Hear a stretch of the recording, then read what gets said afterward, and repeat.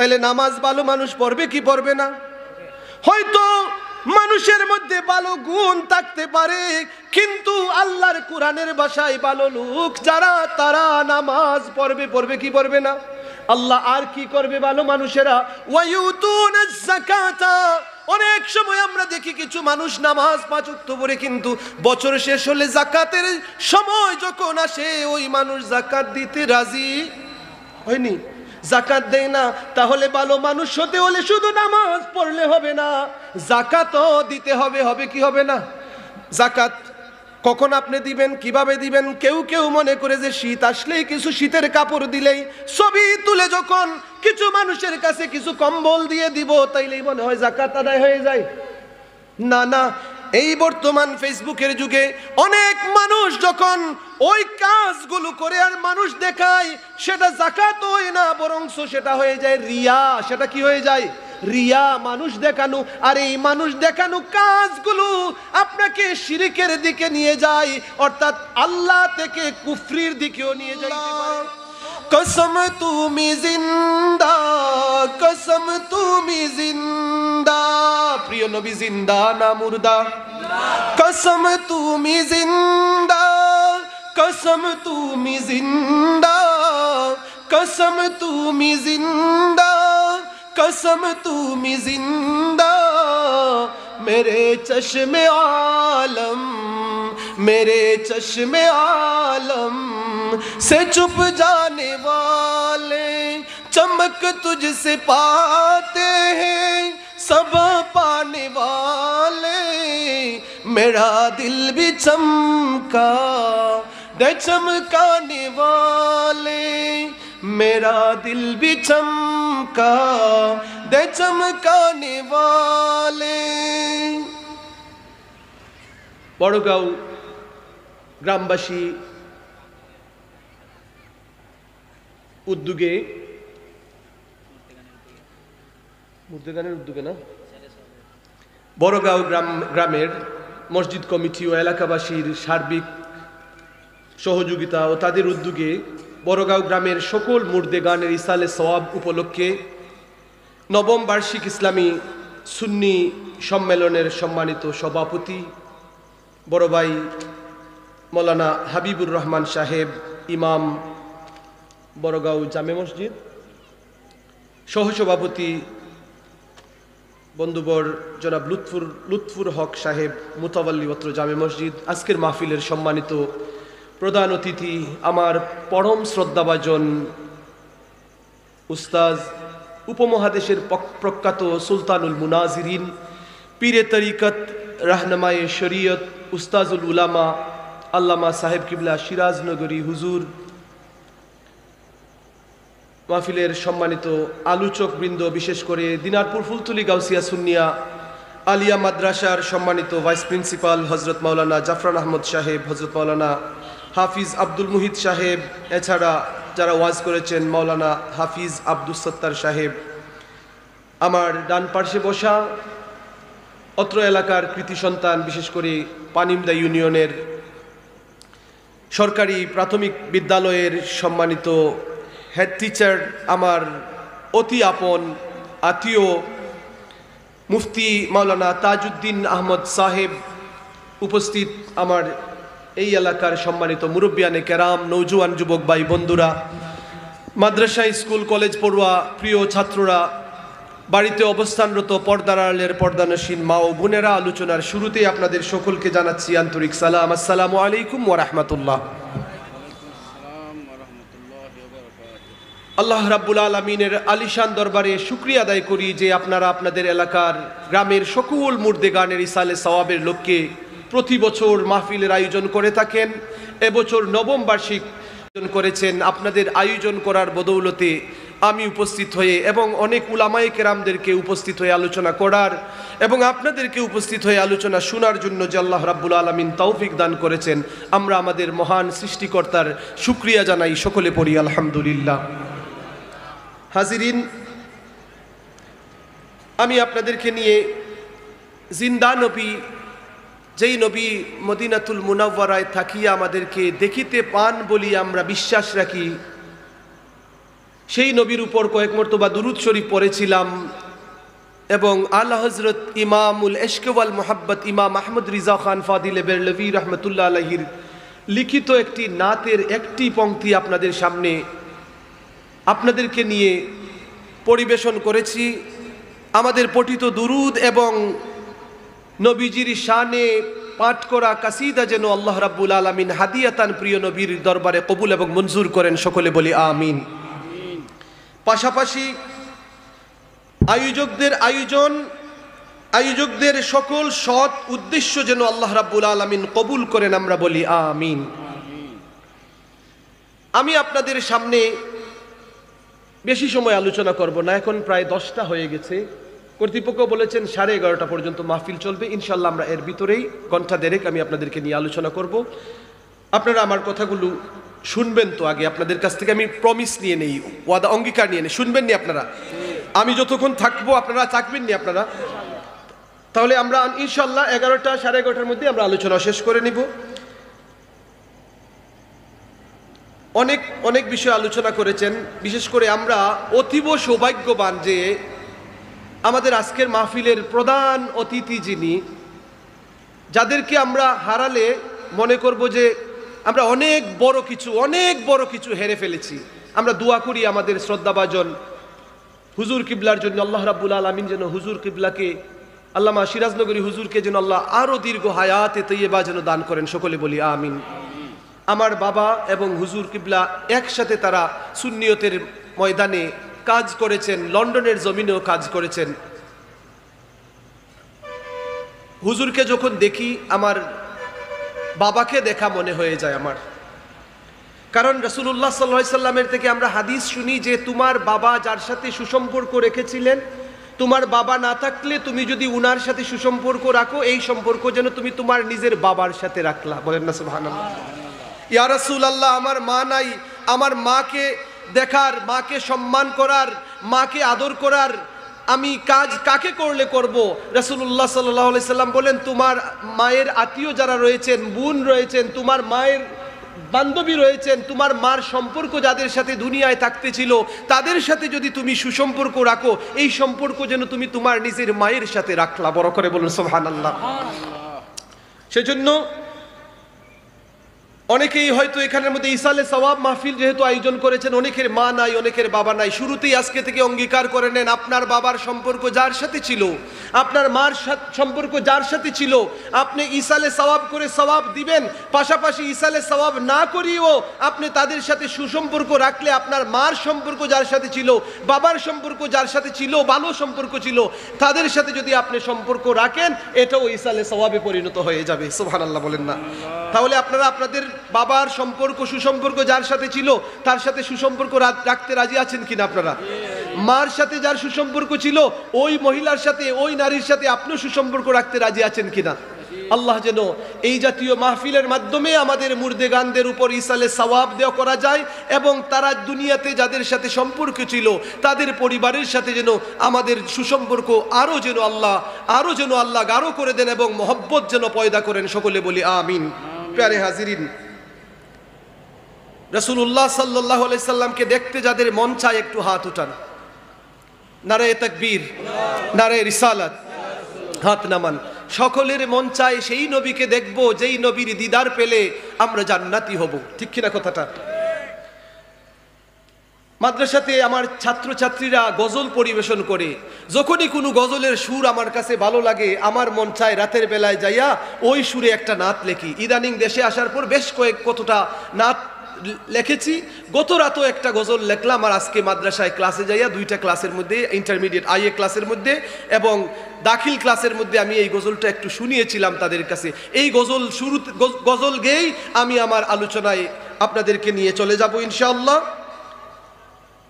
আমরা নবীজিকে যদি একবার যদি দেখেন, মদিনা শরীফ অনেকে গিয়েছেন, ঠিক কিনা কথাটা? অনেকে হয়তো হজ করতে পেরেছেন, হজ করার পরও, মদিনা নবীর জিয়ারত করার পরও মন চায় যে আমি একটু মদিনার নবীকে দেখতে আমরা মন চাই কি চাই না? যদি একবার নবীজির দেখা হয়ে যায় তাহলে আমাদের জীবন সার্থক হয়ে যায়। সেই নিরিখেই একটা প্রসিদ্ধ একটা গজল আছে, ওই সুরে আমি আপনাদেরকে নিয়ে এই গজলটা, আমার লেখা গজলটা গাবো। আল্লাহ যেন আমাদেরকে মদিনার নবীর দিদার দিয়ে যেন আমাদেরকে দুনিয়ায় ধন্য করেন, সকলে বলি আমিন।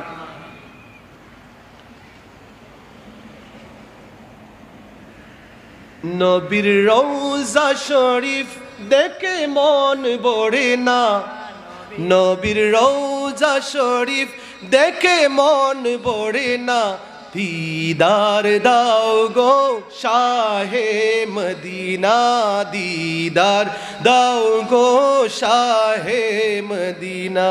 এই সুরটা মোটামুটি সবার জানা আছে নাকি? নবীর প্রেমে আমি, আমার লেখাটা বলবো, নবীর প্রেমে আমি ওগো হলাম দিওয়ানা, নবীর প্রেমে আমি ওগো হলাম দিওয়ানা, দিদার ছাড়া আর প্রাণ বাঁচে না, বলেন দিদার ছাড়া আর প্রাণ বাঁচে না।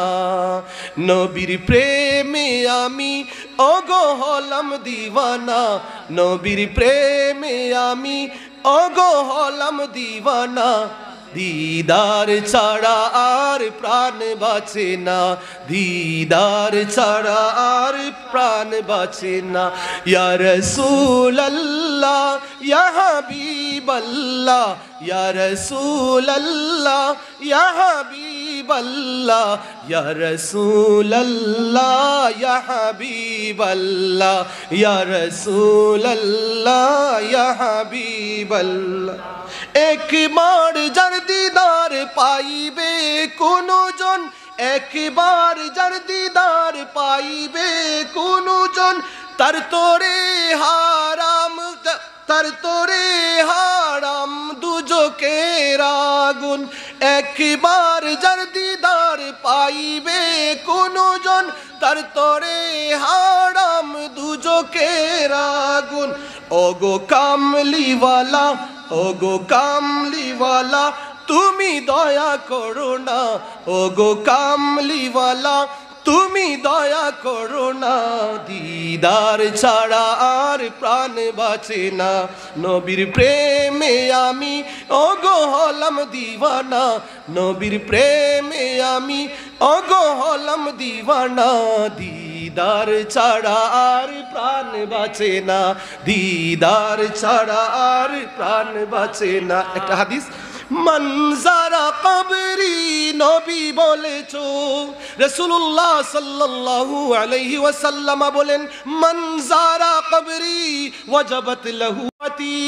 ও উম্মত, তোমার মধ্যে তোমরা কেউ যদি আমি নবীর কবর জিয়ারত করো, মনজারা কবরি ওয়াজাবাত লাহু শাফাআতি, তোমার জন্য আমি নবীর শাফাআত ওয়াজিব। বলেন না সুবহানাল্লাহ।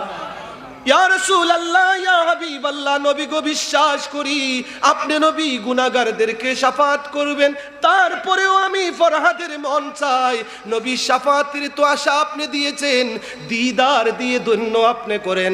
বড়গাঁও এলাকার মুরব্বী সাহেবরা, যুবক ভাইরা, ও স্কুল কলেজ পড়ুয়া ছাত্র ভাইরা, মা বোনেরা, যদি নবীর দিদার দুনিয়ায় যদি পেয়ে যাই তাহলে আমরা কামিয়াব হব কি হব না? নবীর দিদার যদি পেয়ে যাই জাহান্নামের আগুন হারাম হয়ে যাবে। মনজারা কবরি নবী বলেছো, মনজারা কবরি নবী বলেছো, শাফাআত ওয়াজিব আশা দিয়েছো, শাফাআত ওয়াজিব আশা দিয়েছো। ওগো হাবিবাল্লাহর, ওগো হাবিবাল্লাহর তুমি পুরাও বাসনা, ওগো হাবিবাল্লাহর তুমি পুরাও বাসনা, দিদার ছাড়া আর প্রাণ বাঁচে না, দিদার ছাড়া আর প্রাণ বাঁচে না। তোড়াবে হাসরে মিজানে সিরাতে, আয়েশা সিদ্দিকা রাদিয়াল্লাহু তাআলা আনহা বলেন, ইয়া রাসূলুল্লাহ ইয়া হাবিবাল্লাহ, নবী গো কঠিন হাসরের ময়দানে সবাই নফসি নফসি করতে থাকবে, এমন বিপদের মুহূর্তে উম্মত আপনাকে কোথায় খুঁজে পাবে? আমার নবীজি বলেন, আয়েশা আমার উম্মত যেখানেই বিপদ থাকবে সেখানেই আমি নবী হাজির থাকব। বিপদ তিনটা ঘাটের মধ্যে থাকবে। একটা হচ্ছে মানুষের নেকি বদি যখন ওজন করা হবে মিজানের পাল্লার কাছে আমি দৌড় দিয়ে চলে যাব। আমার উম্মতের নেকির পাল্লা বাড়ি হয় না বদির পাল্লা বাড়ি হয়, ওইখানে আমি থাকব। সেখানে কেউ যদি আমাকে না পায় তাহলে আমি ফুলসিরাতে থাকব। ফুলসিরাতে না থাকলে আমি থাকব হাউজে কাউসারের পাশে। আমার তৃষ্ণার্ত উম্মতদেরকে আমি তৃষ্ণা নিবারণ করব। বলেন না সুবহানাল্লাহ। তোর দরাবে হাসরে মিজানে সিরাতে তবুও মন চায় একবার দেখিতে। ইয়া রাসূলুল্লাহ, ইয়া হাবিবাল্লাহ, নবী গো আশা তো আপনি দিয়েছেন তরাবেন হাসরেও মিজানেও সিরাতেও, তবুও তো গুনাহগারদের মন চায় আপনার দিদারে। কথা বলেন ঠিক কিনা? তরাবে হাসরে মিজানো সিরাতে তবুও মন চাই একবার দেখিতে। ওগো রহমতওয়ালা, ওগো রহমতওয়ালা, তুমি কাছে ডাকো না, দিদার ছাড়া আর প্রাণ বাঁচে না, দিদার ছাড়া আর প্রাণ বাঁচে না। ওগো রহমতওয়ালা, ওগো রহমতওয়ালা, তুমি কাছে ডাকো না, দিদার ছাড়া আর প্রাণ বাঁচে না, দিদার ছাড়া আর প্রাণ বাঁচে না। হাজিরিন, নাত দিয়ে কেন শুরু করলাম? আমি যদি দুরুদ শরীফ পড়তাম আর বিভিন্ন ছন্দ পড়তাম তাহলে হয়তো এই দুরুদ শরীফ পড়াটাও বেশ লম্বা হইতো, ঠিক কিনা? আমরা ওয়াজে আসলে দুরুদ শরীফ অনেকগুলো ছন্দ দিয়ে পড়া হয়। আমি নাতে রসুল দিয়ে পড়লাম কেন? কারণ পড়ারও একটা উদ্দেশ্য থাকে, প্রত্যেকটা কাজের পিছনে একটা উদ্দেশ্য থাকে, থাকে কি থাকে না? আপনারা যে মাহফিল করেছেন, মাহফিলের আয়োজন করে থাকেন, আপনাদের একটা উদ্দেশ্য, বৃহৎ একটা উদ্দেশ্য, যে এলাকার মুরব্বী সাহেবরা যারা অন্ধকার কবরের বাসিন্দা হয়েছেন তাদের ইসালে সওয়াব হবে, ঠিক কিনা কথাটা? তো আমিও গজল গাওয়ার পিছনে একটা উদ্দেশ্য আছে। আমার কথা আমি লিখেছি, এই কথাগুলো আমি ছাত্র জীবন থেকেই সুর দিয়েছি এবং বিভিন্ন জন গাচ্ছে। যদি আমার ডাকে যদি আল্লাহ যদি খুশি না হন, অন্য কারো নেককার বান্দার ডাকে যদি এই সুরে যদি খুশি হয়ে যান, আমার হয়তো বেড়া পার হতে পারে। সেজন্য আপনাদেরকে শোনালাম, এইটাই মূল মকসুদ, এটাই মূল উদ্দেশ্য। ইউটিউবের মাধ্যমে বিভিন্ন জন বলবে, বিভিন্ন জনের জবানে যখন আসবে হয়তো আমার লেখাটাও কাজে লেগে যেতে পারে। কারণ রাসূলুল্লাহ সাল্লাল্লাহু আলাইহি সাল্লামের শানে যখন কাসিদাকেও আবৃত্তি করতেন, কাসিদা লিখতেন, নবীজি এখনো ইচ্ছা করলে নবীজি রওজা শরীফ থেকে সাহায্য করতে পারেন এবং জুব্বাও দিতে পারেন। বড় করে বলুন সুবহানাল্লাহ। কাসিদায়ে বুরদা ইমাম বুসুরি রহমতুল্লাহ আলাইহি অসুস্থ হয়ে গিয়েছিলেন, আর কিছু খুঁজে পাচ্ছেন না, ডাক্তার দেখালেন, চিকিৎসা করালেন, তারপরেও সুস্থ যখন হন না, ইমাম বুসুরি যত পীর সাহেবগণ আছেন তারা কাসিদায়ে বুরদাকে তাদের ওজিফা হিসাবে পড়ে থাকেন। বলেন না সুবহানাল্লাহ। নবীর শানে গজল যেই পীর সাহেবের আপনি হাতে বায়াত হয়ে মুরিদ হন, ওই পীর সাহেবরা তাদের ওজিফা হিসাবে ওই শরফুদ্দিন বুসুরির লেখা গজলকে তারা নিয়মিত পড়ে থাকেন। বলেন না সুবহানাল্লাহ। শরফুদ্দিন বুসুরির অবস্থা এমন হয়েছিল, তিনি ডাক্তার কবিরাজ দেখালেন কিন্তু সুস্থ হচ্ছিলেন না। তখন শেষ পর্যায়ে কি করলেন? নবীর শানে গজল লেখা শুরু করলেন। বলেন না সুবহানাল্লাহ। ওই গজল লেখার সাথে সাথে আমার নবীজির দিদারও হয়ে গেল।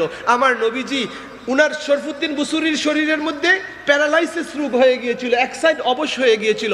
শরফুদ্দিন বুসুরি রহমতুল্লাহ আলাইহি যখন গজল লিখে ওই গজল পাঠ করে যখন ঘুমালেন, নবীজি স্বপ্নে আসলেন। ঘুম থেকে শরফুদ্দিন বুসুরি উঠলেন, উঠে দেখেন কে যেন একটা চাদর দিয়ে গিয়েছেন। বলেন না সুবহানাল্লাহ।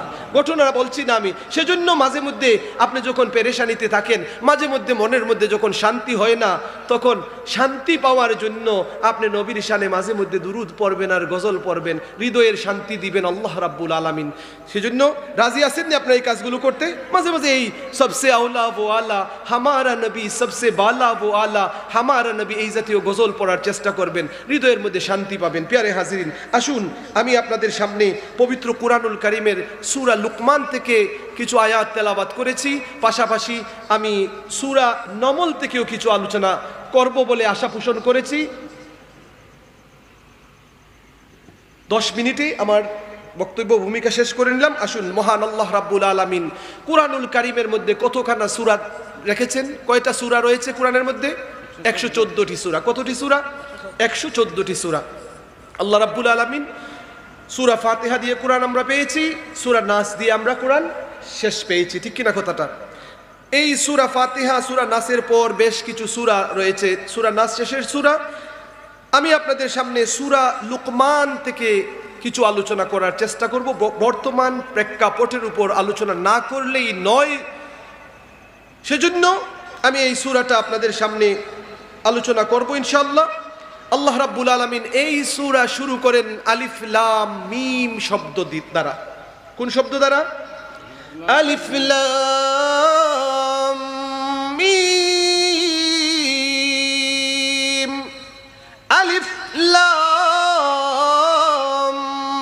মিম, এই তিনটি হরফ।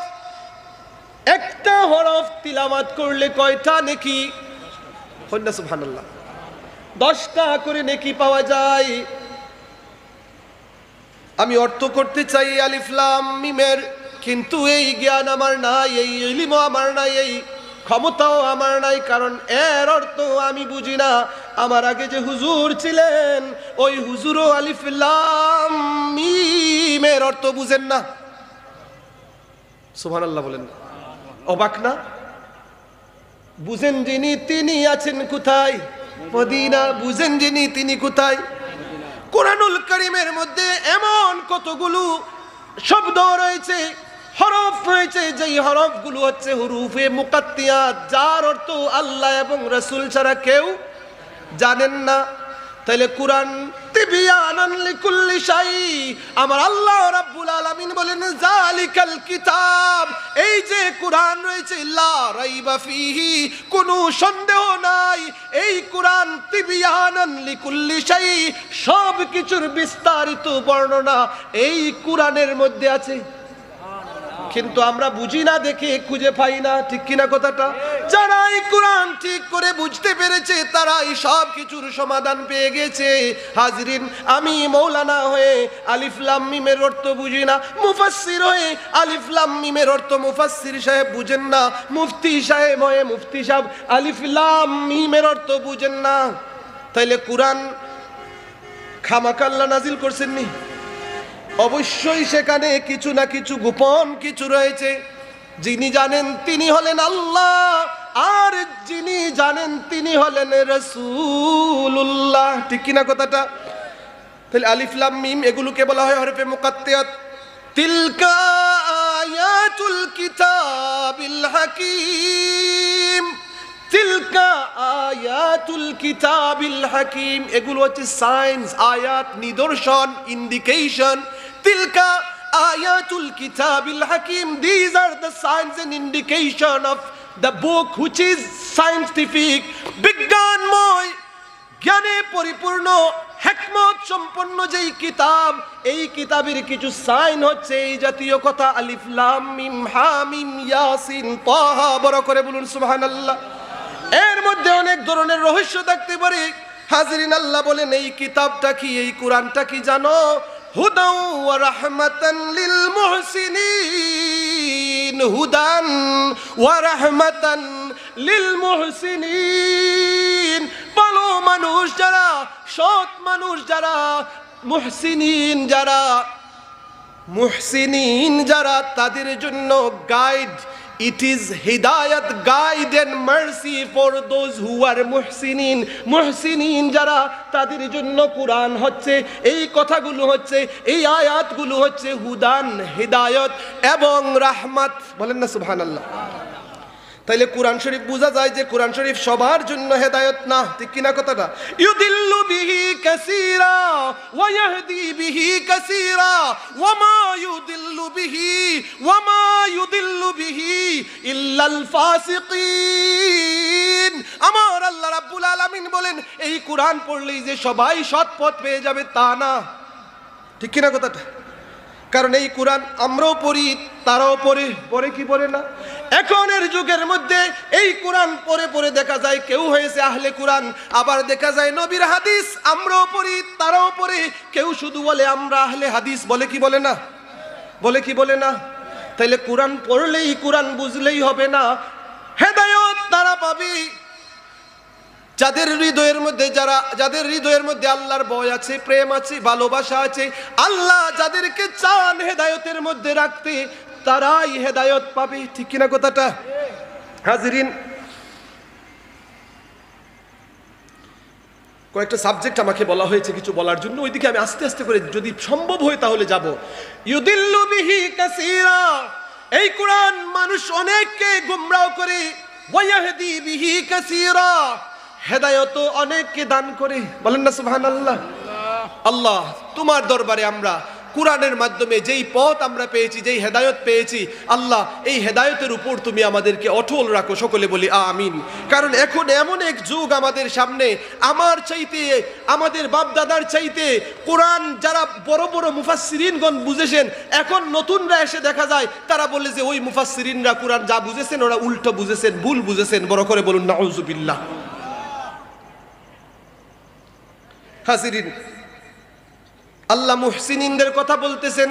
আল্লাহ বলেন ভালো মানুষ যারা, মুহসিনিন যারা, তাদেরকে কোরআন হেদায়েত দান করবে, আর এই কোরআন তাদের উপর রহমত নাজিল করবে। বলেন না সুবহানাল্লাহ। এখন ভালো মানুষ কারা? আল্লাহ বড়গাঁও এলাকার গ্রামের মানুষেরা সবাই জানতে চায় ওই ভালো মানুষ কারা, মুহসিনিন মানুষ কারা, সৎ কর্মপরায়ণ কারা, আল্লাহ তারা জানতে চায়। আল্লাহ রাব্বুল আলামিন বলেন আল্লাযীনা ইউকিমুনাস সালাতা ওয়া ইউতুনাজ যাকাতা ওয়া হুম বিল আখিরাতি হুম ইউকিনুন। ভালো মানুষের তিনটা গুণ আল্লাহ এখানে বর্ণনা করেছেন। কয়টা গুণ? কয়টা গুণ? কোন সূরা? সূরা লুকমান। কোন সূরা? সূরা লুকমান। লুকমান একজন আল্লাহর বান্দা ছিলেন। লুকমান একজন আল্লাহর বান্দা ছিলেন। কেউ বলেন নবী ছিলেন, অনেকে বলেন যে নবী ছিলেন না। নবী ছিলেন কি ছিলেন না সেটা নিয়ে আমরা দ্বন্দ্ব করতে চাই না।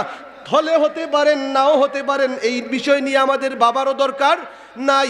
তবে ঐক্যমত পোষণ করে 25 জন নবীর কথা কোরআনের মধ্যে এসেছে। ঐক্যমতের ভিত্তিতে জমহুরদের কথা হলো কোরআনের মধ্যে 25 জন নবীর নাম পাওয়া যায়। কতজন নবীর? 25 জন নবীর। সেই জন্য লুকমান হাকিমকে নবী হিসেবে বাদ দেওয়া হয়েছে।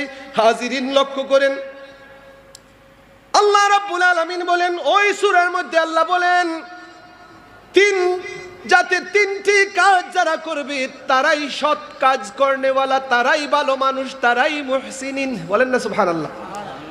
ওগুর কাজগুলা কি? আল্লাযীনা ইউকিমুনাস সালাত, যারা নামাজ কায়েম করবে। নামাজ কায়েম না করিয়া আল্লাহর বাসায় ভালো মানুষ হওয়া যাইবনি। তাহলে কেউ যদি বলে নামাজ না পড়লেও আমি ভালো মানুষ, থাকো তুমি তোমার ভালো মানুষ, আল্লাহ বলেন না না, বড়গাঁও এলাকার মানুষেরা তুমি যদি নামাজ না পড়িয়া ভালো মানুষ দাবি করো তাহলে তোমার দাবি আর আল্লাহর কথা একনি। তাহলে নামাজ ভালো মানুষ পড়বে কি পড়বে না? হয়তো মানুষের মধ্যে ভালো গুণ থাকতে পারে, কিন্তু আল্লাহর কোরআনের ভাষায় ভালো লোক যারা, তারা নামাজ পড়বে কি পড়বে না? আল্লাহ আর কি করবে ভালো মানুষেরা? ওয়ায়ুতুনাজ যাকাতা। অনেক সময় আমরা দেখি কিছু মানুষ নামাজ 5 ওয়াক্ত পড়ে, কিন্তু বছর শেষ হলে যাকাতের সময় যখন আসে ওই মানুষ যাকাত দিতে রাজি হয়নি, যাকাত দেয় না। তাহলে ভালো মানুষ হতে হলে শুধু নামাজ পড়লে হবে না, যাকাতও দিতে হবে। হবে কি হবে না? যাকাত কখন আপনি দিবেন, কিভাবে দিবেন? কেউ মনে করে যে শীত আসলেই কিছু শীতের কাপড় দিলেই, ছবি তুলে যখন কিছু মানুষের কাছে কিছু কম্বল দিয়ে দিব তাইলেই মনে হয় যাকাত আদায় হয়ে যায়। না না, এই বর্তমান ফেসবুকের যুগে অনেক মানুষ যখন ওই কাজগুলো করে আর মানুষ দেখায়, সেটা যাকাত হয় না, বরং সেটা হয়ে যায় রিয়া। সেটা কি হয়ে যায়? রিয়া, মানুষ দেখানো। আর এই মানুষ দেখানো কাজগুলো আপনাকে শিরকের দিকে নিয়ে যায়, অর্থাৎ আল্লাহ থেকে কুফরির দিকেও নিয়ে যাইতে পারে। বুঝছেন নি কথাটা? এই লোক দেখানো কাজ যখন করবেন, রাসূলুল্লাহ সাল্লাল্লাহু আলাইহি ওয়াসাল্লামকে একজন সাহাবী যাইয়া বললেন, সিয়াসিত্তার হাদিস, ইয়া রাসূলুল্লাহ, ইয়া হাবিবাল্লাহ, নবীজি গো, সহজে কিভাবে আমি যাইতে পারবো জান্নাতে? কোন জিনিস আমাকে জাহান্নাম থেকে বাঁচাবে? কিছু আপনি বলুন। আমার নবীজি বলেন, আল্লাহর সাথে ধোঁকাবাজি করিও না। হাদিস বলছি, আল্লাহর সাথে ধোঁকাবাজি করিও না। ওই সাহাবী বলেন, ইয়া রাসূলুল্লাহ, ইয়া হাবিবাল্লাহ, নবী গো, আল্লাহর সাথে বান্দা কেমনে ধোঁকাবাজি করবে? আমরা আল্লাহর লগে ধোঁকাবাজি করি নি? কোন চাই ধোঁকাবাজি খার লগে করি? লাগাবাড়ির বাইসাবের লগে হমুক বিটে লাগাবাড়ির বাবির লগে হমুকের লগে ধোঁকাবাজি করে কি করে না? ধোঁকাবাজি কিভাবে করি আমরা? আল্লাহর সাথে কেমনে ধোঁকাবাজি করো? ওয়া মাকারু ওয়া মাকারাল্লাহ ওয়াল্লাহু খায়রুল মাকিরিন। আল্লাহ রাব্বুল আলামিন মুনাফিকদের চরিত্র তুলে ধরতে দেয়া বলেন, ওয়া ইযা কিলা লাহুম আমিনু কামা আমানান নাস قالوا أنؤمن كما آمن السفهاء ألا إنهم هم السفهاء ولكن لا يعلمون। বড় করে বলুন সুবহানাল্লাহ। আল্লাহ মুনাফিকদের ধোঁকাবাজদের চরিত্র তুলে দেয়, ধরতে যায়। আল্লাহ বলেন, ওয়াইজা কিলা লাহুম আমিনু, আল্লাহ যখন বলেন তোমরা ঈমান আনো, তারা বলে ক্বালু আমান্না। তারা কি বলে? আরেক আয়াতে ওয়াইজা কিলা লাহুম আমিনু কামা আমানান নাস, আল্লাহ বলেন তোমরা ঈমান আনো যেভাবে আবু বকর ঈমান এনেছেন, তোমরা ঈমান আনো যেভাবে উমর ঈমান এনেছেন, তোমরা ঈমান আনো যেভাবে আলী ঈমান এনেছেন, তোমরা ঈমান আনো যেভাবে উসমান জিন্নুরাইন এনেছেন, তোমরা ঈমান আনো যেভাবে আমার নবীর সাহাবীদের মধ্যে আত্মীয় স্বজনদের মধ্যে যেভাবে আমির হামজা ঈমান এনেছেন, তোমরা ওইভাবে ঈমান আনো।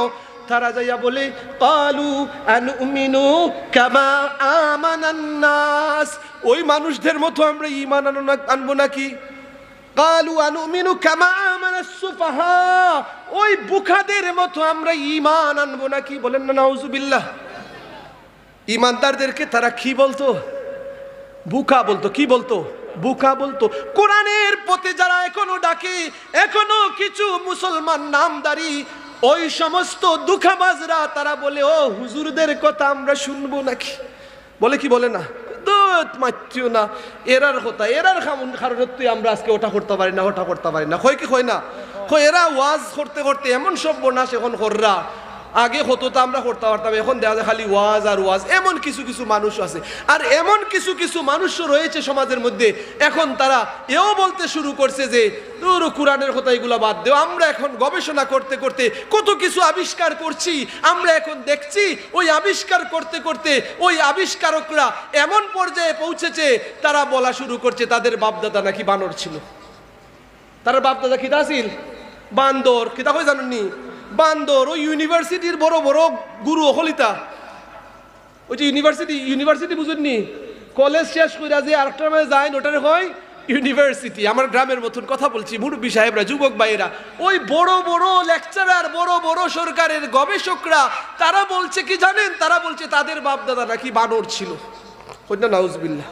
হে যেমন পড়ছে এমন কাজ করছে, ঠিক কিনা কথাটা? সে সেই পড়া পড়ে সে তার বাপদাদাকে বানর বানাক। বড়গাঁও এলাকার কোনো মানুষের বাপদাদা কি বানর ছিলেননি? আল্লাহ এক জাতিকে শাস্তি দিয়েছিলেন, ওয়াকুনু কিরাদাতান খাসিন। আল্লাহ said be a monkey and they turned into monkey and they all died as a monkey। এক জাতিকে শাস্তি দেওয়ার জন্য আল্লাহ তাদেরকে বানর বানিয়ে দিয়েছিলেন। তারা আল্লাহর সাথে ধোঁকাবাজি করেছিল। তারা কি করেছিল?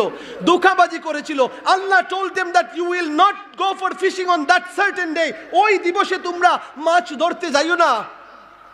তারা বলছে যে ঠিক আছে, এই মাছ ধরবো না, কিন্তু আমরা আগে যাইয়া বাদ দিয়ে আসবো, পরের দিন যাইয়া ধরবো। বুঝছেন নাকি? থাম করছে, হয় আজকে গিয়ে বাইন দিয়ে আইমু, পরের দিন গিয়ে ধরবো না। যেগুলা হইসুন নবীজির মাধ্যমে আমরা জানছি যে এই দিন মাছ ধরতাম না শনিবারে, তাইলে আমরা এটা করতাম নাই। বান দিলাইছে, তিরা ধোঁকাবাজি নানি হন যাই, দৌড়ছে না, বান দিয়ে রাখি দিছে আটকাইয়াতে, ধরা হইল নানি।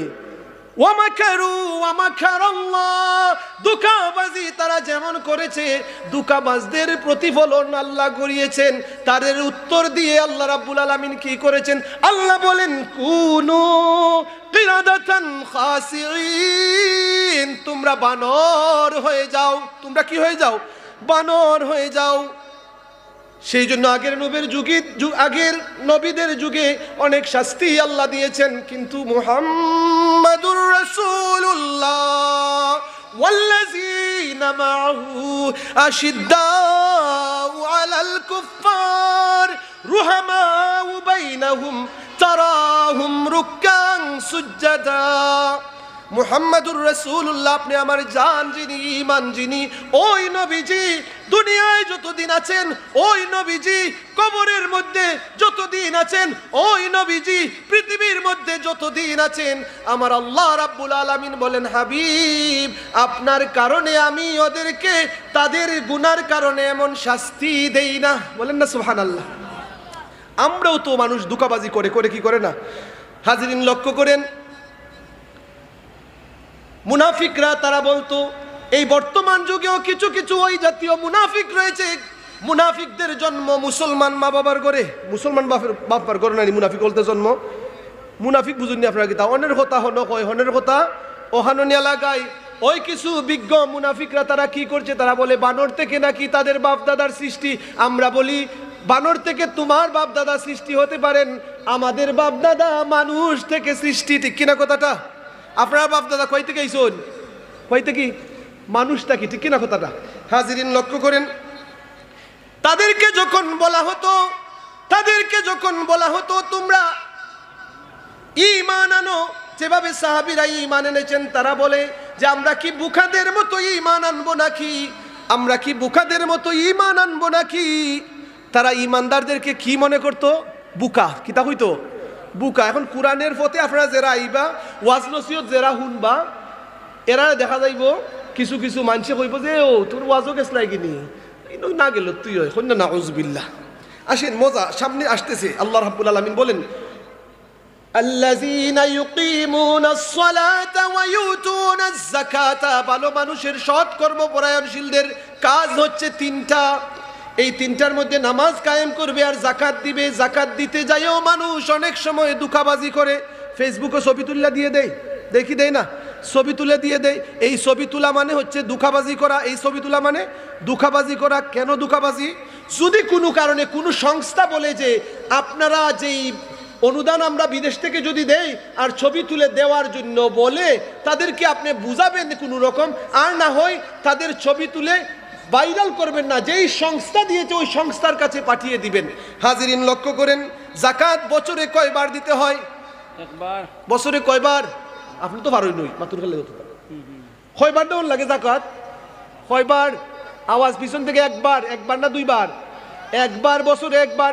বছর শেষ করে আপনার যে কোনো মাস থেকে আপনি হিসাব করবেন, আগে দেন নাই মাফ চেয়ে নিবেন। আগে দিছুন না জাকাত, কি করবা? মাফ চেয়ে নিবেন। কি করবেন? মাফ চেয়ে নিবেন। আজকে থেকে ওয়াজ শুনেছেন, যদি মন চায় যে আজকে থেকে আপনি হিসাব করে আপনি জাকাত দেওয়া শুরু করবেন, তাইলে আগামী বছর এমন তারিখে যাইয়া যেই তারিখে মাহফিল করান, ওই মাহফিলের তারিখে আপনি জাকাত দিয়ে দিবেন। বুঝছেন নি কথাটা? বান্দা হয়তো আগে হয়তো দেন নাই আপনারা জাকাত, মন যা চাইছে তা 10,000 20,000 দিয়ে দিছেন আর বলেছেন জাকাত। এটা জাকাত না, এটা জাকাত না। মুফতি সাহেব আছেন, জাকাত দেওয়ার বিধান হচ্ছে বছর শেষ করে আপনার সমুদয় পরিবার চালানোর জন্য যেই খরচ, ওই খরচ বাদ দিয়ে এক্সট্রা জমা যেটা রয়েছে, এক্সট্রা জমা টাকা যেগুলো বছর শেষে থাকবে। জমিন আছে, জমিন হিসাব আলাদা।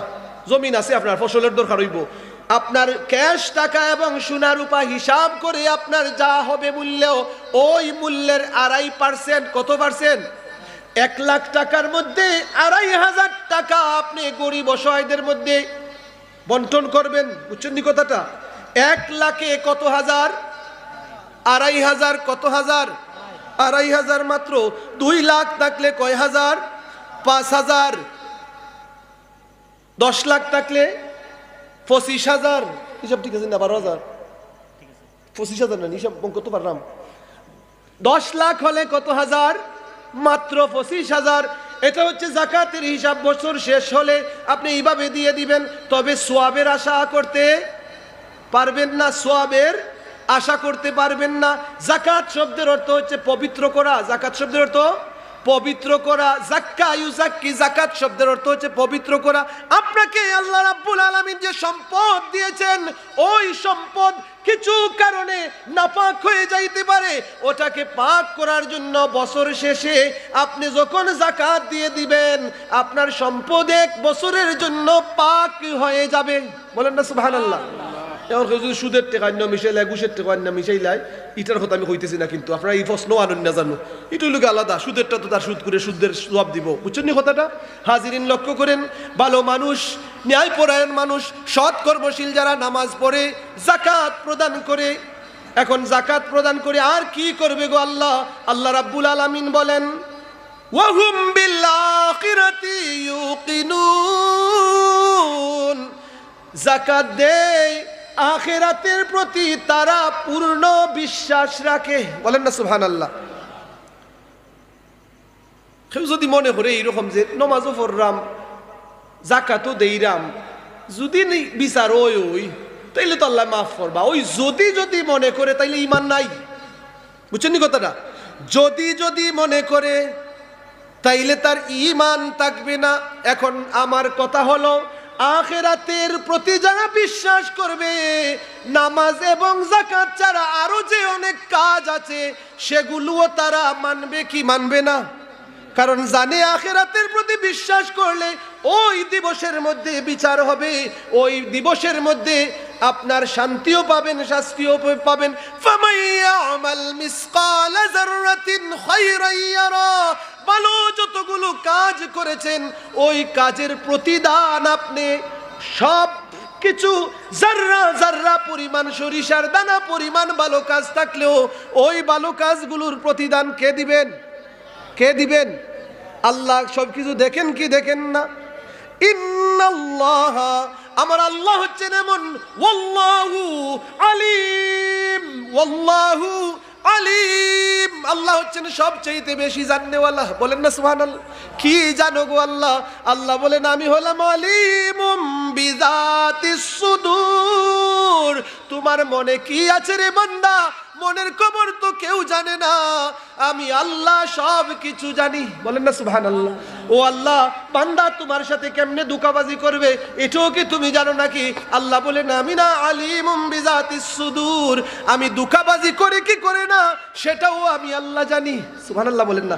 ইয়া রাসূলুল্লাহ, বান্দা কিভাবে আল্লাহর সাথে ধোঁকাবাজি করবে ওই হাদিসও বলছিলাম, ঠিক কিনা কথাটা? ওই হাদিস বলছিলাম, বান্দা কিভাবে ধোঁকাবাজি করবে।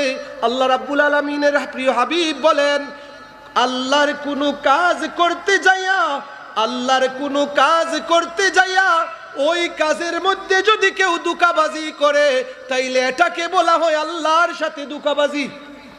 বুঝছেন কথাটা? নামাজ পড়তে যাইয়া কেউ যদি ফরজ কাজ করতে যাইয়া যদি আল্লাহর সাথে ধোঁকাবাজি করে ওঠার নাম ধোঁকাবাজি। ইয়া রাসূলুল্লাহ, ওইটা কিভাবে? যাকাত দিতে যাইয়া যদি কেউ এমন কিছু করে, ফরজ হচ্ছে যাকাত দেওয়া, ওই যাকাত করতে দিতে যাইয়া যদি কেউ ধোঁকাবাজি করে, এটা আল্লাহর সাথে ধোঁকাবাজি হয়ে যায়। নামাজ পড়তে যাইয়া কিভাবে ধোঁকাবাজি? আমি নামাজ পড়ি, কোরের মধ্যে তাড়াতাড়ি পড়ে ফেলি, আমি যখন জামাতে পড়ি, আমি যখন মসজিদে পড়ি, দেখা যায় যে আমার মতো সুফি সাহেব, আমার মতো পীর সাহেব আর নাই, ঠিক কিনা কথাটা? এমন যদি হয়ে যায় রে বান্দা, আমার আল্লাহর নবীর ভাষায় এটা হলো আয়াত শুনতেও ভালো লাগে না, এমন কিছু মানুষ আছে কিনা? আমি বলি যে ওরা কাফিরের চাইতে আরো জঘন্য। নাম তার মুসলমান, যখন কোরআনের ডাক শুনতে তার ভালো লাগে না, তার খাসলত এমন হয়ে যায়। কারণ আবু জেহেলকে দেখেছি, আবু লাহাবকে দেখেছি, আমার নবী যখন কোরআন তিলাওয়াত করতেন লুকাইয়া লুকাইয়া সিদ্ধান্ত করেছে পঞ্চায়েত নিয়ে আবু জেহেল আবু লাহাব তারা পঞ্চায়েত করলো যে মুহাম্মদের কথাবার্তা শোনা যাবে না। বলেন না নাউজুবিল্লাহ। কারণ নবীজির কোরআনের তিলাওয়াত যখন করতেন, তিলাওয়াত শুনিয়া দলে দলে মানুষ যাইয়া ইসলাম গ্রহণ করতেন। বলেন না সুবহানাল্লাহ। এই দৃশ্য দেখিয়া আরবের লিডাররা যারা ছিল, ওই লিডাররা সিদ্ধান্ত নিল যে মুহাম্মদের তিলাওয়াত শোনা যাবে না। কিন্তু আমার নবীজির তিলাওয়াত শোনার জন্য ওই লিডাররাও পাগল ছিল। বলেন না সুবহানাল্লাহ। চুপি চুপি তারা চলে যাইতো, চুপি চুপি যাইয়া তারা নবীজি যেখানে তিলাওয়াত করতেন ওই তিলাওয়াত তারা এমন ভাবে শুনতো, শোনার পর আমার নবীজির তিলাওয়াত যখন বন্ধ তারা সবাই পিছনে চলে যাইতো, একজন আরেকজনের সাথে ধাক্কা, লুকাই লুকাই আদারের মধ্যে তারা যাইয়া তিলাওয়াত শুনিয়া গেছে, তখন একজন আরেকজনের সাথে ধাক্কা লেগে গেল। এই আবু সুফিয়ান তুমি কেন এখানে? আবু লাহাব তুমি কেন এখানে? আরে বলিস না, বলছিলাম তাদেরকে মুহাম্মদের তিলাওয়াত না শোনার জন্য, কিন্তু মুহাম্মদ যেই তিলাওয়াত করে এটা তো নিজের কোনো কথা না, অবশ্যই এটা তার রবের কথা। বলেন না সুবহানাল্লাহ।